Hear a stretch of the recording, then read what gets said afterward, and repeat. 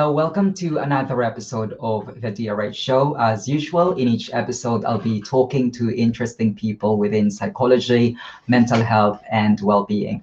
Today, I'm joined by a researcher and speaker. He's also a member of the Birmingham Salon Debates.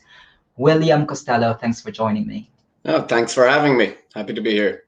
It's great to have you here, William. Let's start off with you telling us your background, your trajectory in life, and how you ended up doing what you're doing.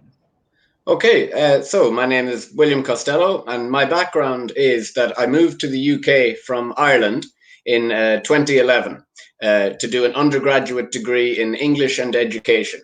I followed this on with a postgraduate degree in career guidance, and for the last 5 years, I've spent working with a company developing career guidance software for schools to use to help young people make their career decisions.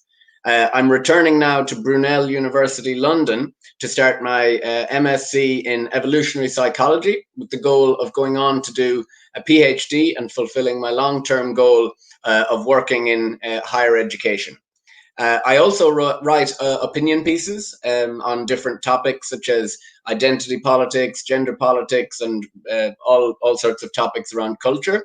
And I have debated at universities and festivals around the UK on similar issues.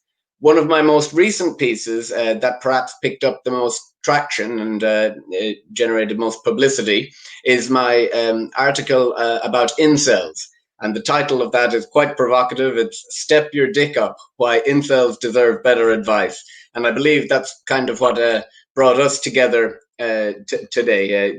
You found my article online, thought it was interesting, and thought it'd be interesting to come on and talk about it. Okay, yeah, that's actually right. The article that you've republished on PsychReg, that's what picked up my interest. We'll talk more about that article later, but you just captivated my interest. You told me that you're doing a research on culture and evolution. So could you tell us exactly what specific area of culture and evolution you're working on for your PhD?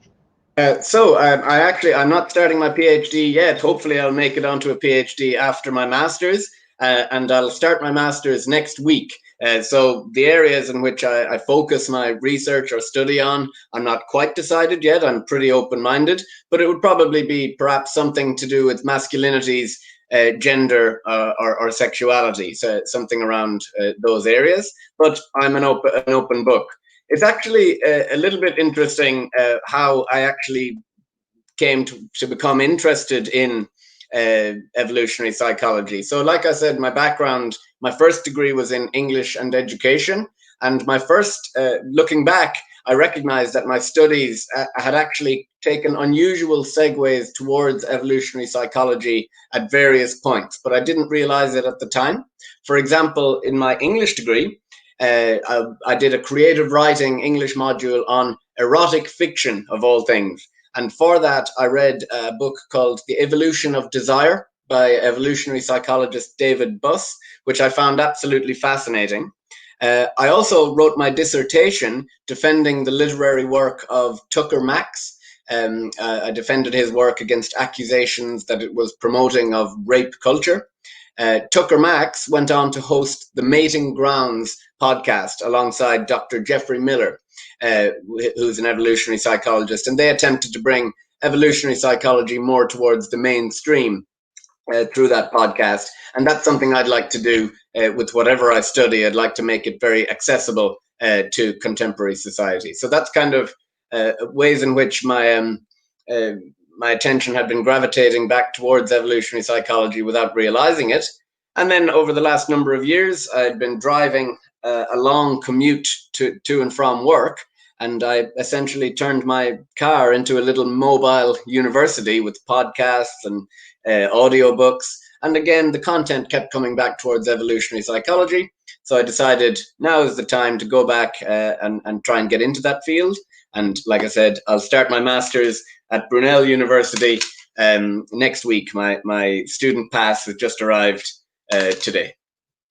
And I hope one of the podcasts that you listen to in your car is the DRH show. That's the Well, it will be from here on in for sure. Yeah, I know that's a cheesy advert. But anyway, let's talk about the rather colorful piece that you wrote, Step You Dig Up, Why Incels Deserve Better Advice. But let's step back and break it down first. What's an incel and what sort of advice do they actually need?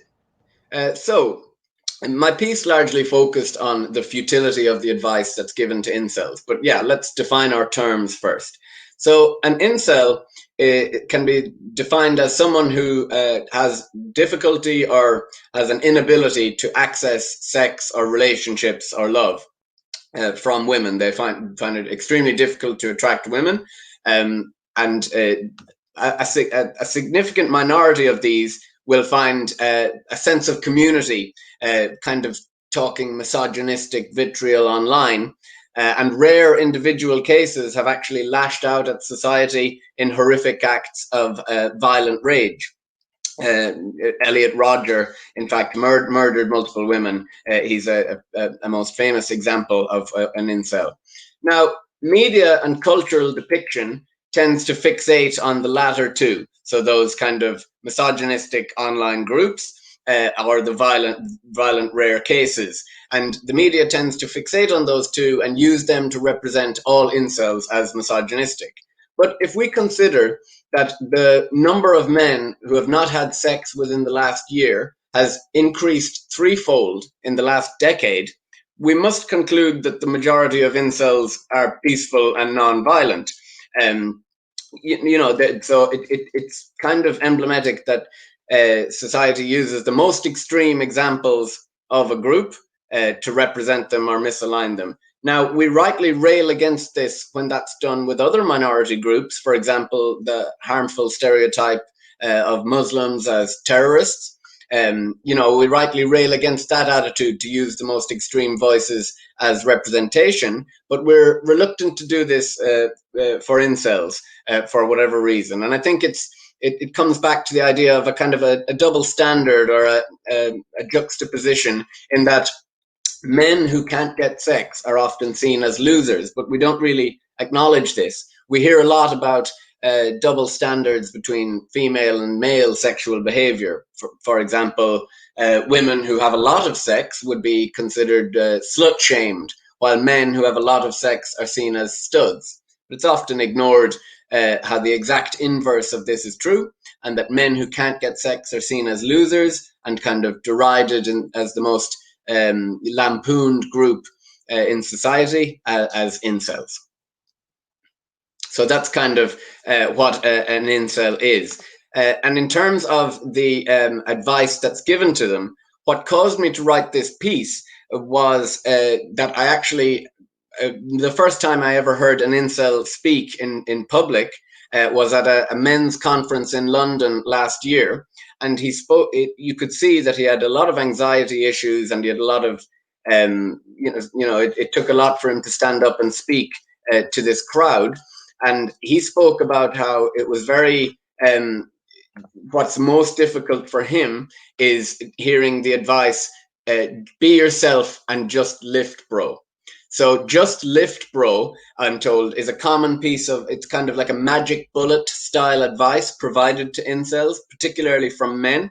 And it basically kind of, it just lift means that if you just lift heavy weights in the gym and build yourself up as like a bodybuilder, that will solve all your problems. Now, that seems, remarkably cruel when you consider that a lot of incels self-report to have physical or mental disabilities, which might serve as significant barriers to weightlifting. Now, honest commentators, we must acknowledge that telling an incel to just lift or be himself, telling an incel to be himself is also kind of gaslighting him into thinking that there is no problem in the first place, or that the problem is that he's kind of being inauthentic. Telling him to lift weights might actually help somewhat, but as we've seen, it's not always applicable, and it's a little bit kind of dismissive to the significance of the problem or the complexity of the problem, that it to imply that it can just kind of be solved by lifting weights and building yourself up that way.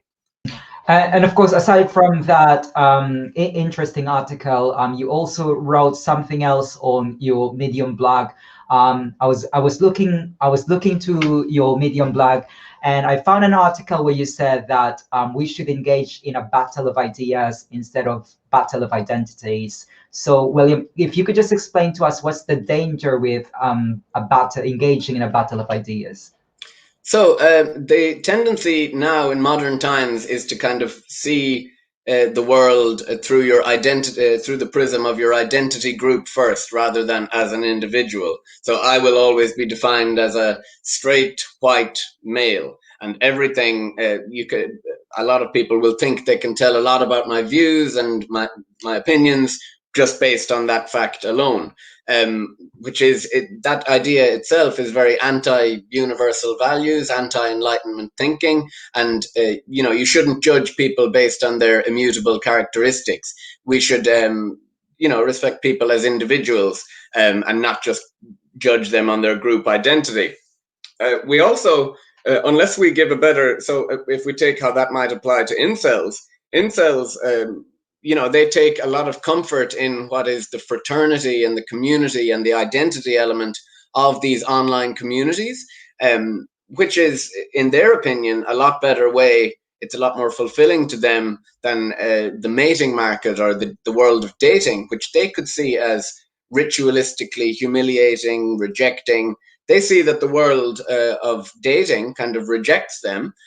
So they're kind of checking out and saying, I'm not even going to bother trying, or I can't win in this game, so I'm not even going to try and play anymore. I'll spend my time in online communities, shit posting, which is saying, horrific things about women often, and getting a sense of community in those online worlds instead.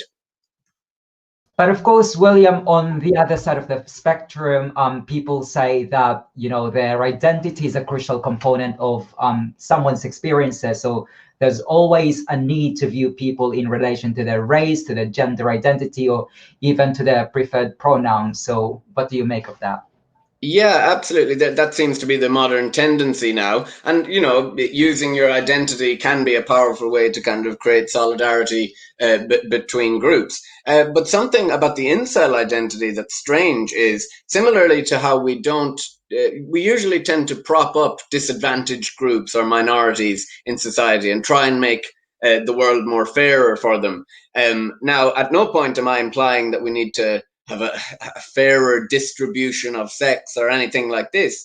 That's very anti-egalitarian. But we could have a little bit more sympathy with the plight of an incel and what they're kind of building their identity around.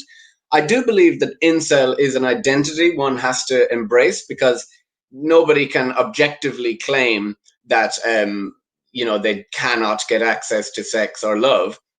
That's very difficult to claim. So to some degree, you must actually accept the label, embrace the label, and live it as your identity, purely because it's not objectively true. It's difficult to prove that it's objectively true.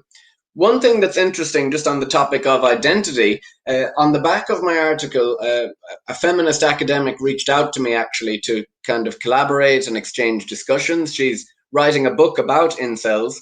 And, we've been having informal discussions that we plan to have some formal kind of exchange and collaboration in the future. But in our private exchanges, she said some very interesting stuff from her research. She said that around the idea of identity, people tend to think of incel communities as very much right-wing, white, angry, male.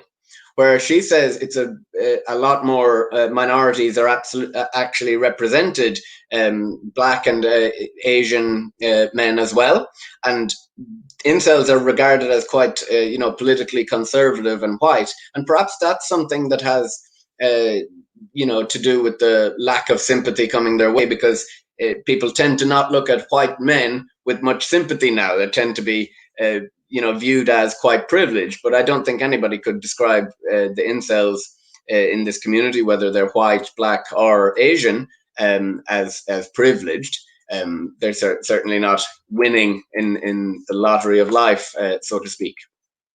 Now, William, would you say that liberal democracies would be able to survive identity politics? Well, I think liberalism all has stemmed from the Enlightenment and the idea of universally treating everyone as an individual. So this kind of amping up of identity politics, I don't think is doing the world much good. It's kind of quite limiting, and doesn't create a lot of empathy between the groups. It's kind of, and also, if you insist on playing identity politics for one group, for underprivileged or disadvantaged minorities, other groups are going to insist on playing that right back. So, for example, you see the rise of the alt-right or the far right and white nationalists, white supremacists. If you insist that the game we have to play is about identity-based, then that's the game they will play right back to. And we have to the way to defeat that is through true liberal values of seeing people as an individual. Now, William, I think it's your question is very interesting in terms of can modernity or can the modern liberal world survive identity politics? And if I could extend that question actually out to can modernity survive the incel problem? Because although there has been incels for a long time, it's actually there are aspects of modernity that are kind of in tension with our evolutionary psychology, and the incel problem kind of exasperates this. So the incels basically are, most men are not selected through sexual selection by women. Women tend to select only the top kind of tier, top 20%, for example. Now, the incel problem historically was mitigated through strict societally enforced monogamy that we no longer kind of adhere to. And it was also mitigated through colonialism, where incels, or men who kind of were unmarried, would kind of be rounded up and sent abroad on colonial kind of missions like Vikings, pillaging and taking the wives of the men they'd killed in those countries. Now, obviously, those two solutions are no longer available to us. Now, William, we explored about identity and culture in relation to incel. So let's move on to another aspect of culture, which is academic culture. And this is especially relevant because you're about to start your MSc. And I'm sure that you're well aware that there's a voice within the academic community that says that most studies are based on Western culture. In fact, just recently, the BPS said that the psychological studies are overwhelmingly involved with participants, and by with participants they mean Western, educated from industrialized, rich and democratic society. So what do you make of that?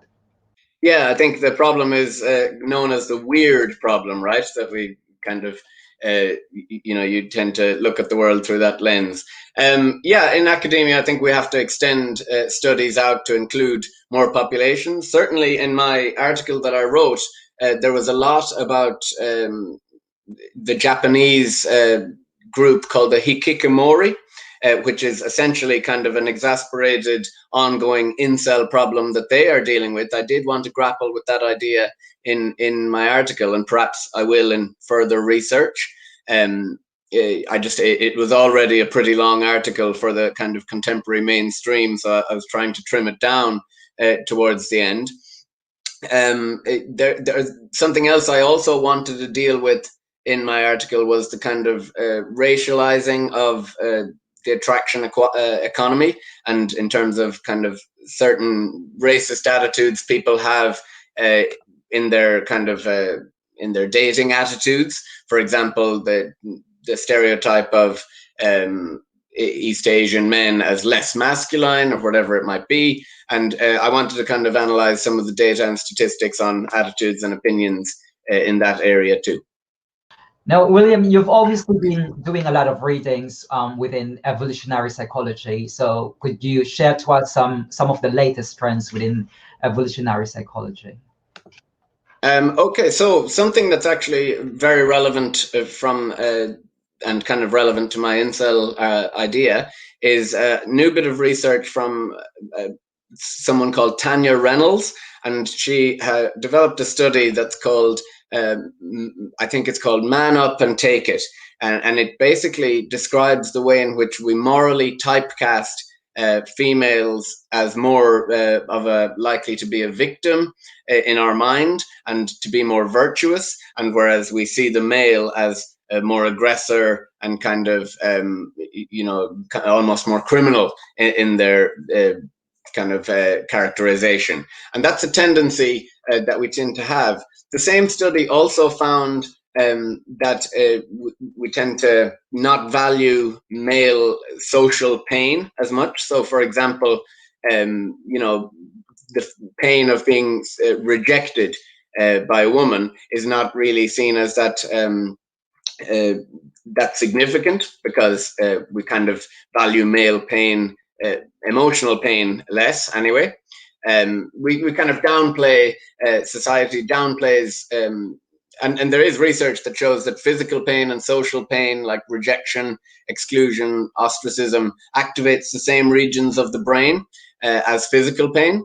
Now, modern day progressives will happily tell you that, words are violence, but they will likely scoff at this idea of male pain in this way. I feel that kind of dismissiveness is due to how acutely aimed at men sexual rejection is. Men are always expected to kind of make the first move and put themselves on the line, which can, be really anxiety inducing for someone like an incel who's, already anxious in the first place and often gets rejected. It's a tall order to ask them to pick themselves up and get back on that gauntlet and try and after being rejected so many times, how can you build yourself back up in that way? So that's something to think about. It's kind of like a wider empathy gap between the way in which we acknowledge male and female pain. Now, William, when we talk about culture, it's always inevitably linked to diversity. So can you talk to us about the benefits and challenges of cultural diversity? I don't really know what to say to that one, other than to kind of the point I made earlier about the demographic of the incel is actually not the stereotypical angry white male. That it actually includes a lot of Asians and black men as well, which is counterintuitive. The problem tends to get presented as a white male problem, and as such, perhaps incels are a bit villainized because they're seen as a problematic group, perhaps socially, in the media these days. Now, other than culture, what would you say are the other big players in shaping human behavior?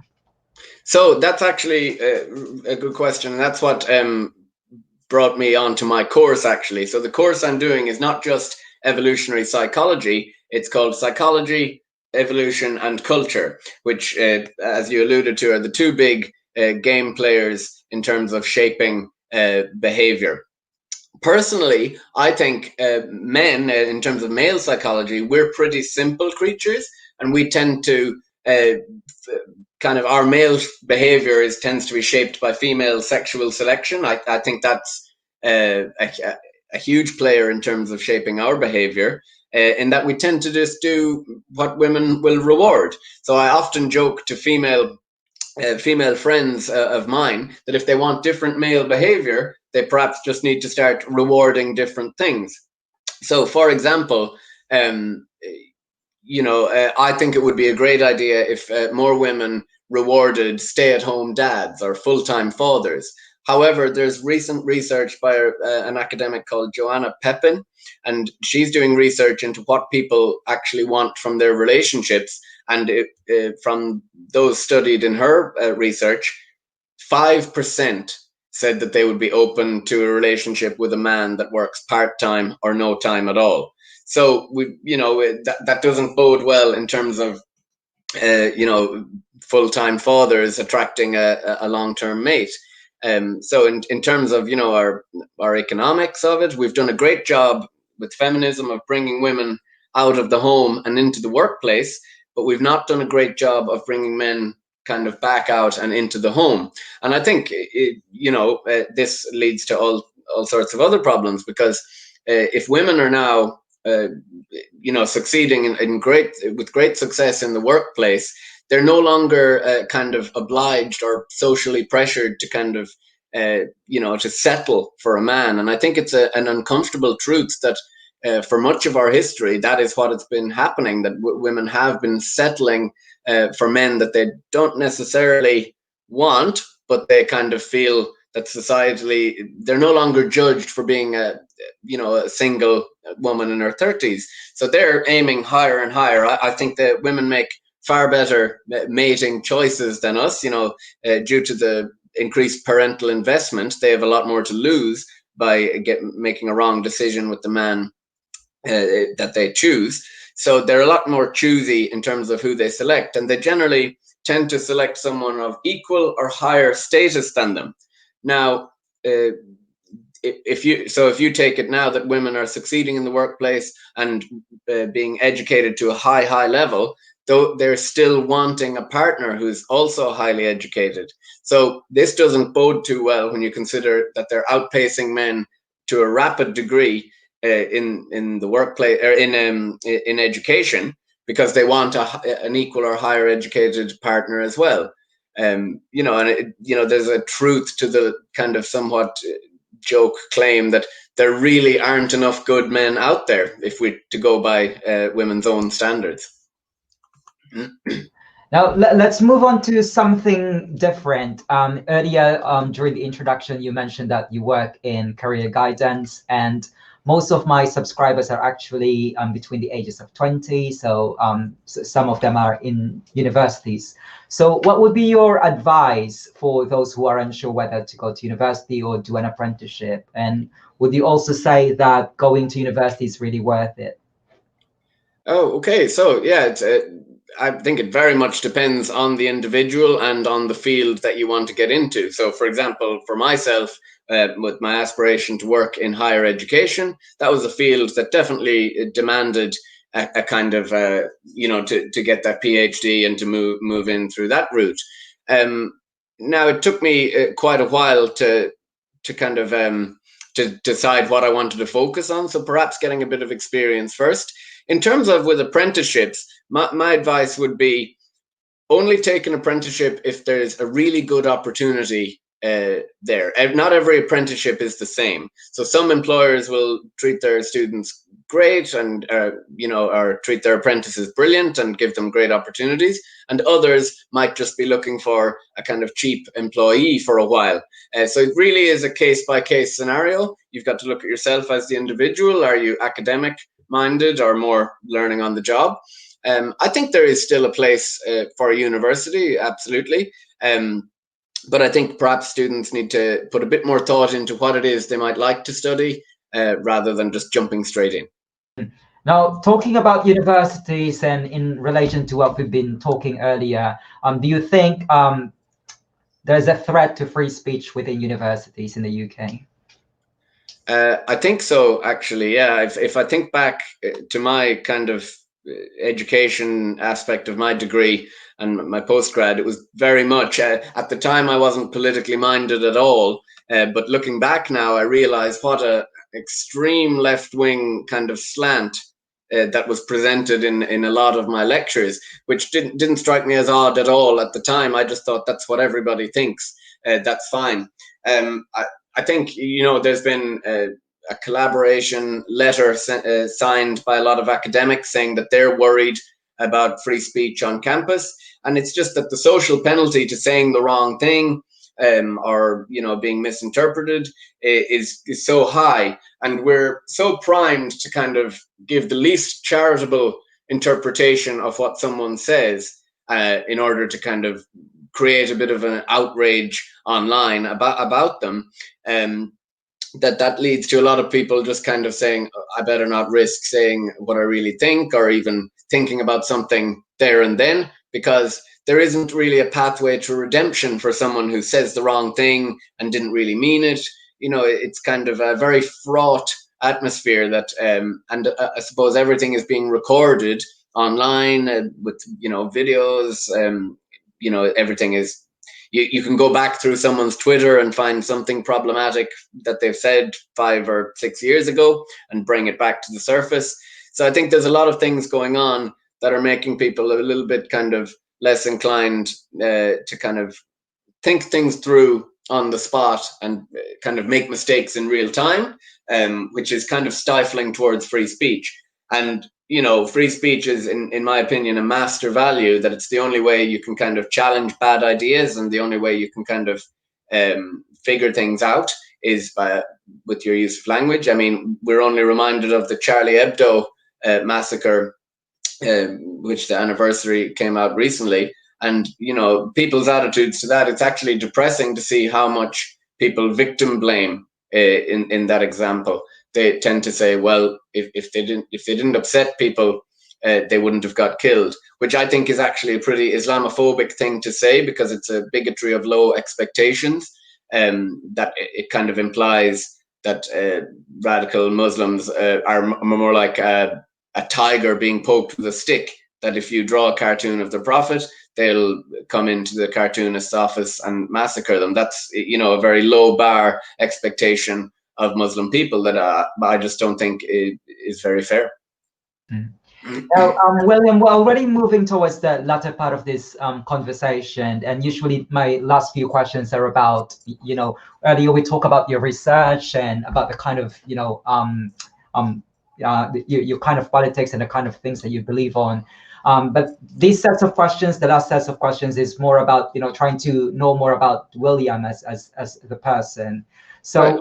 William, is there a particular individual who has the greatest influence to your work? Okay, so in terms of the kind of topics I'm interested in intellectually, in terms of the men's rights stuff and gender politics stuff, I think the work of Dr. Warren Farrell is very influential. He was a former feminist who realized that there was areas in which men are disadvantaged as well, and he has a great philosophy that kind of says, when one sex loses, both sexes lose. And he kind of he's trying to get back to this idea that men and women are the greatest allies we've ever had, and we need each other more than ever in the modern world, and to try and get us to realize that. He also says that nobody ever complained that they weren't understood well enough. So his whole goal in his kind of academic work is to kind of help each side, men and women, understand each other better, and the world, and help each other flourish, and respect the ways in which they're different, the ways in which they might be the same, and kind of help them work together. And he says that we should move beyond being role mates, which we had to do in the past due to the type of work that was available being very brawn-based, physical, dangerous type of work, which means it was left to men who are viewed as a little bit more disposable, or kind of, you know, they would do that dirty work.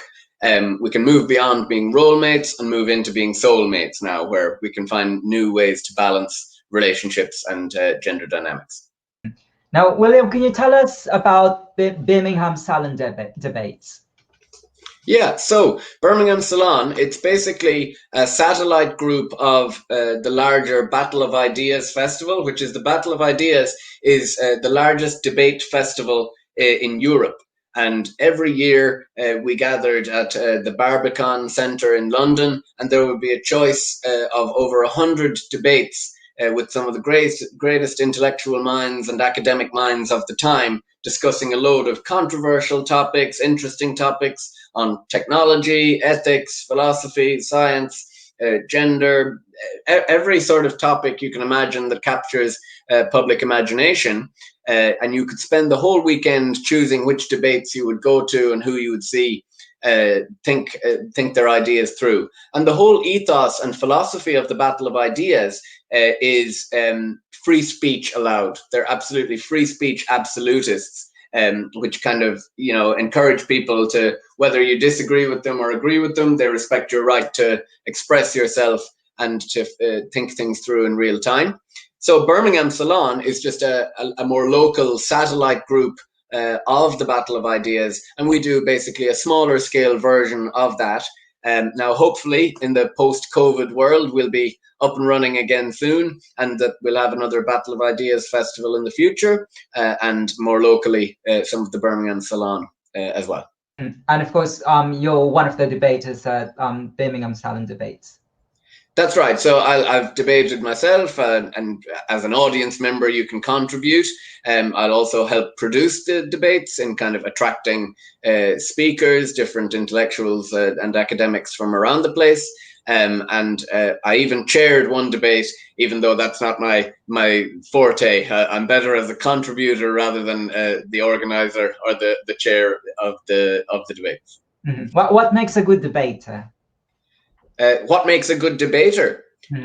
So I suppose there's two questions there in terms of what makes an effective debater if his goal is just to kind of win, or what would be a debater that's kind of conducive to good conversations. I'm actually reading a good book by James Lindsay, which is called How to Have Impossible Conversations, which seems to be increasingly difficult in the modern world. People don't tend to know how to disagree productively and effectively. I think people take, for example, I've written today a response to some criticism I received about my Incel article, and I can only describe this criticism as committing a range of cardinal sins of argument and debate. Everything about it was in bad faith. It basically criticized none of my ideas, but criticized who I am as a white, male, straight man. So that's kind of like an ad hominem attack. It attacks who I am. It also actually attacked not alone who I am, but who I might have been in the 1980s. The person speculated about what opinions I probably had were I born in the 1980s, which is a ridiculous standard to kind of hold someone to. There's a lack of charity in debate in modern times, in terms of we're very keen to interpret something as in the most sinister way imaginable, and we're not kind of looking for truth. We're just looking for what kind of gotcha moment can we grab in terms of that will incriminate someone and make them look bad. So let's see, ad hominem. We also do what's called the straw man argument, which means we set up the weakest version of our opponent's argument, and instead of tackling their ideas, we actually tackle the weak version and pretend that's what they said instead.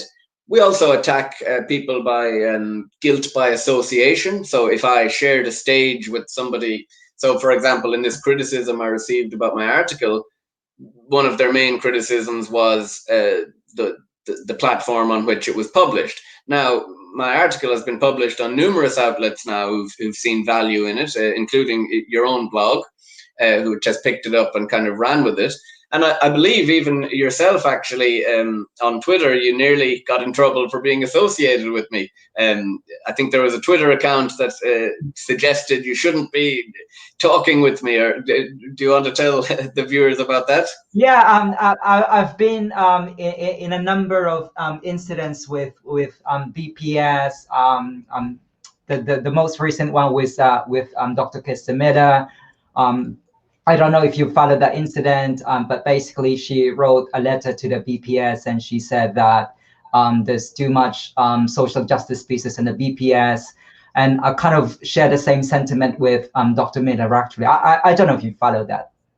I didn't follow that particular one, but I was referring to the Twitter account, which is Take Down MRAs. It kind of suggested that you shouldn't be associated with me because somebody who was organizing an event that I'm due to speak at with over 100 other speakers, by the way, is a nefarious actor, and that's completely delegitimizes any of the arguments in any of our ideas, which is very unfair. I'm quite used to it because when I started as a blogger, and when I open it for people to contribute contents on my blog, I'm open to criticism, because my value fundamentally is, if you don't want to be criticized, don't put yourself in the public. So in a way, I'm quite resilient about that. I'm very receptive of feedback. I'm very receptive of attacks, but not physical attacks or acid attacks. Of course. I'm very receptive of that. So yeah, when I received that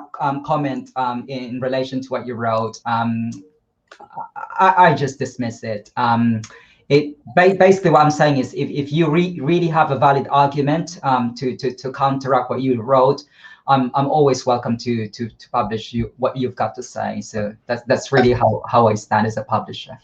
Yeah, absolutely. And it's a shame they didn't actually engage with my ideas, because essentially what they're saying is that we shouldn't talk about this topic of incels, because I'm if I could characterize myself politically, I would certainly consider myself left wing. But the fact that I wrote an article about incels, in their mind, in critics' mind, it actually immediately decides for them that I'm right wing, men's rights activist, and that's all they need to know about me. And you know, if the critic actually engaged with the ideas in the article, or listened to some of my work, or even talked to me, can you believe it? It would be a crazy idea. They would actually have heard that I don't really identify as an MRA, or men's rights activist. And that's just personally because I'm not really an activist in the same way that someone doing great work like Elizabeth Hobson or Mike Buchanan, who are real men's rights activists. I'm just a commentator that's interested in a lot of men's issues. I also don't really want to be pigeonholed into kind of just talking about one topic. I think it's terrible that MRA, or men's rights activist, comes with such negative connotations, because they're often undeserved. And I suppose feminism comes with similar connotations on the other side, because as much sexist and misandrous stuff gets said in the name of contemporary feminism as gets said in MRA circles, in my opinion. However, to criticize men is almost seen as a progressive stance in society, whereas, you know, to criticize women is seen as that's very much frowned upon. So there's lots of double standards kind of at play there. But my worry about, you know, if we make the conditions for talking about incels so difficult, if someone like me, who's by all objective, to call me right wing would not stand up to any level of scrutiny at all if you analyze any of my opinions on a range of different topics. So to label me as right wing just for the fact of trying to engage with a topic like the incel problem, that means that topic will only ever get discussed in deep, dark corners of internet communities. And that's the danger, because we have to have a more sophisticated and sensitive and sensible conversation about this topic, or it will get hijacked and used by nefarious actors. You know, people will pick that up. If you don't allow a space to talk through a topic, someone else will pick up that conversation, and they might not have positive intentions with what they want to do.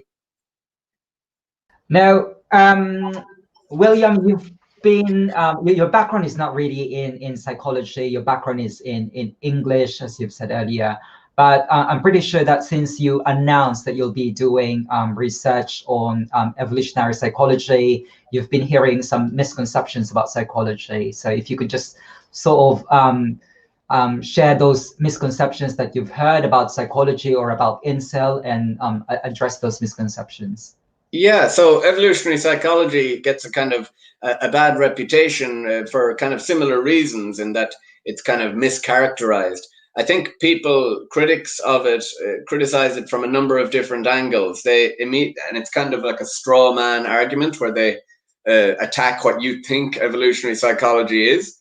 There's something called the naturalistic fallacy, which kind of says if you're explaining some aspect of human behavior as evolutionary with evolutionary drivers, that means that you think that's what's natural and therefore that's what's good, which doesn't really make sense, because there is lots of things that are natural that aren't good. And the reason why you would try and understand aspects of your behavior, whether it's evolutionary or otherwise, is to try and understand it so that you can transcend and overcome aspects of natural aspects of our behavior that are kind of are not very good. You know, I mean, in terms of morality and justice, you would put a hurricane in jail if you could, and a hurricane is a natural occurring phenomenon. So people criticize evolutionary psychology for the naturalistic fallacy, and they criticize evolutionary psychology for they think that we're trying to assign just so stories, explanations for human behavior.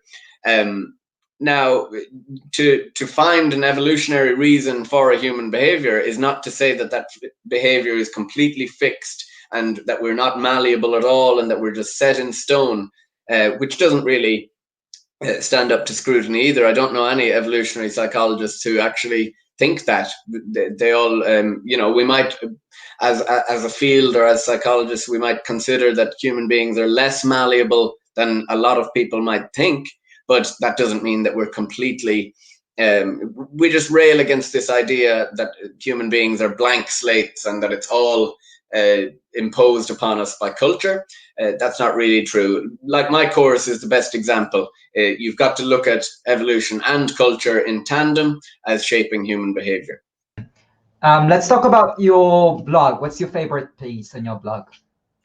Okay, so I'm actually writing another. So writing opinion pieces is a kind of a new thing I started this kind of summer because I had a bit of free time before starting my course. So I finished work and had some free time before starting my course, and a couple of my pieces have really taken off. I wrote my first piece about just identity politics in general, which was basically a kind of an expanded version of my opening remarks from the Battle of Ideas Festival in London. And that kind of just hammers home why we need to view people with Enlightenment values of individualism instead of through their group identity and judge people by immutable characteristics.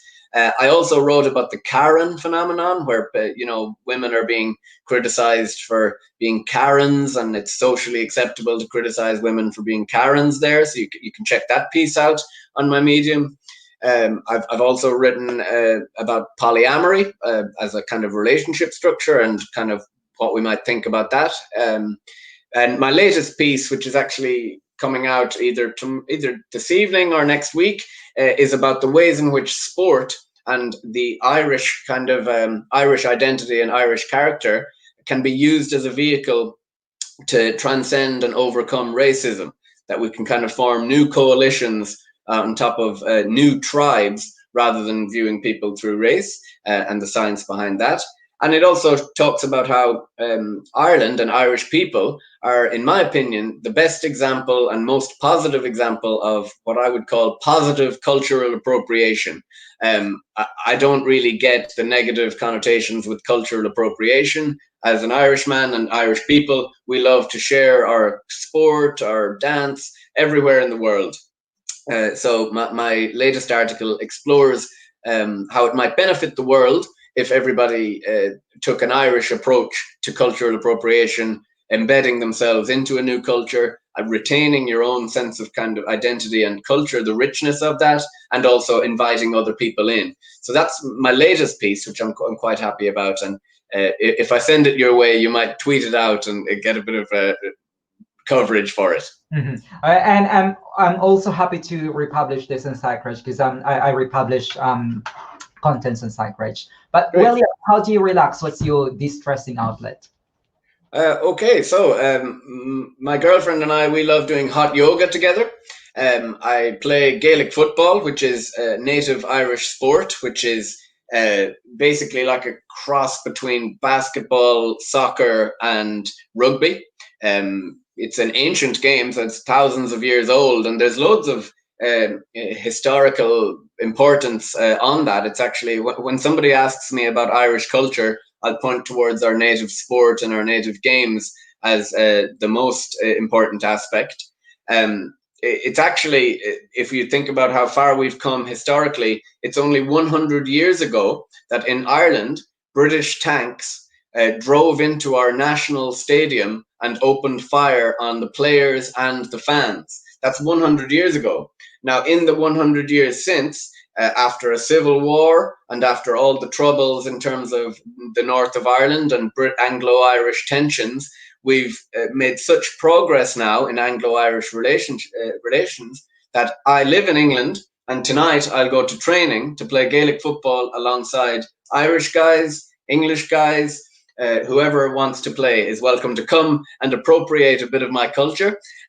So hot yoga, Gaelic football, and during the lockdown, I've got fond of running. I never used to like going for jogs. I used to find it boring, but the lockdown has made a runner out of me. So that's kind of enough. Yeah, we all discovered a new hobby during this lockdown. Just recently I started to study Spanish again. You can never really imagine what you would do if you've got so much time. But Right. William, what do you think you would be doing if you didn't work within psychology/politics? That's an interesting question. So I was really happy with my work in career guidance and developing that software with the company that I worked for.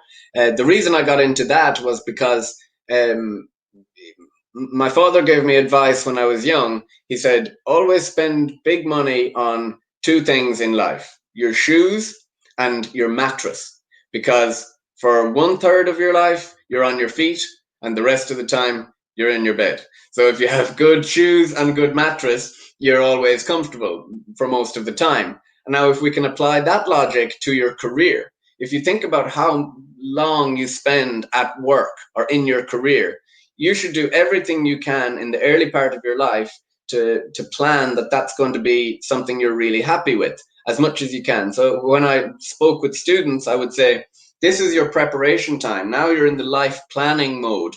You get now to plan what you want your life to look like. So I really liked career guidance.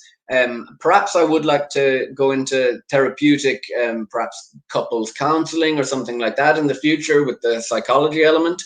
But yeah, I think if we think about what makes the good life, what constitutes the good life for people, you can't underestimate what they spend most of their time doing. So if I can help people understand themselves better, to get on better with their partner, that would be one great thing.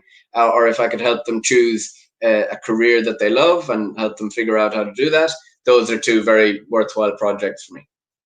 And finally, William, what else is in the pipeline? Are there any upcoming debates? So there's no real upcoming debates at the moment, and with the lockdown and everything, maybe we'll look into organizing some online debates or intellectual talks over Zoom and things like that. For me, next week is the start of my course, so I'm really looking forward to that.